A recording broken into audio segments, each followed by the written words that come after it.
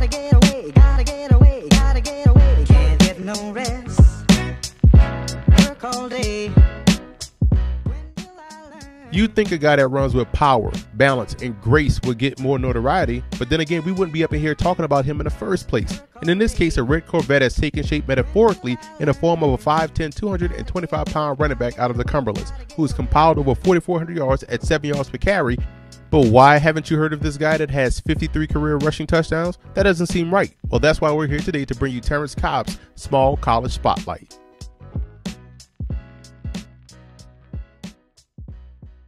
Welcome to footballgameplan.com, where football makes sense. I'm Emery Hunt, the czar of the playbook, bring you a 2014 NFL Draft Special. We're taking a look at the University of the Cumberland's running back, Terrance Cobb, in our small school spotlight. So let's go inside the film room and take a look at the coach's tape to see why Cobb is one of the most underrated running backs in this year's draft. Power for a running back is essential. It's the vehicle that allows you to get yards after contact, and Terrance Cobb displays excellent running power. Coming out of an option offense, especially playing the B-back position, you're going to see your fair share of point-of-attack contact. But what you're going to see here versus Georgetown College is special.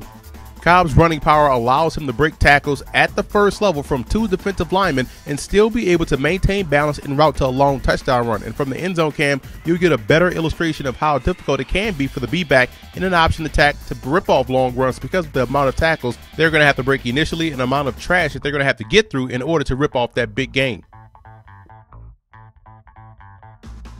And later on in the game, same rules apply. Breaking contact at the first level, still having enough balance to take it the distance. This is why I believe he's a special player. His power is where it needs to be for a guy at the next level running the football. And the reason why this is important for a running back is because he's used to running with bodies around him, not being surprised by contact, and the gaping holes are few and far between. So this is why you also rarely see him getting shoestring tackled or being brought down by one defender.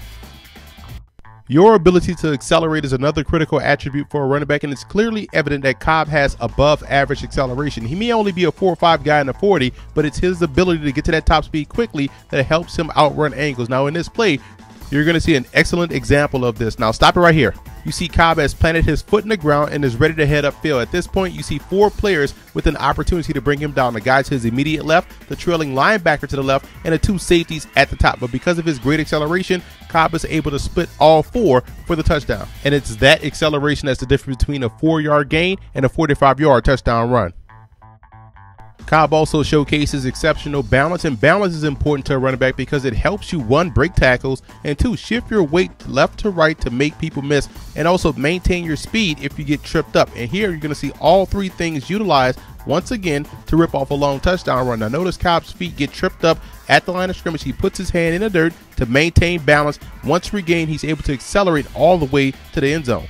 And you're going to see it better right here from the end zone cam. Cobb initially finds a hole, puts his foot in the ground, and tries to accelerate upfield. Defender makes a play, causes him to trip up, and right here, a running back with average balance would fall right there, and it'll be a 6-yard gain. But Cobb, again, displaying exceptional balance and control and acceleration, is able to maintain his balance, not lose stride, and run all the way to the end zone.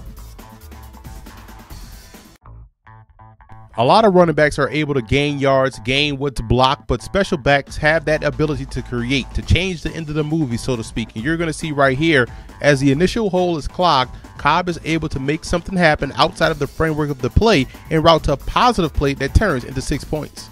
And you're always coached as a running back to run to daylight, but stay on track, stay within the framework of the play. But at some point in time throughout the course of a game, you're going to have to make a play outside of the design, outside of the framework, and Cobb did a great job of this, once again displaying acceleration, balance, power, and breakaway speed to take it to the house.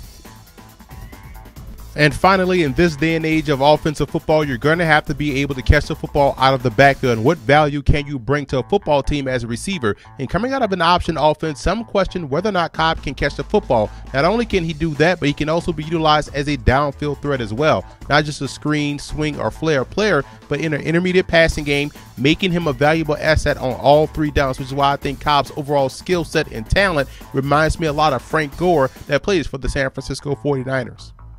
And in the next clip, you're going to see another example of him being utilized as a downfield threat as a receiver, one-on-one with the linebacker. He's going to win that battle more often than not. And again, as an offensive coordinator, it gives you that much more flexibility and versatility in your offense and how you're going to attack a defense.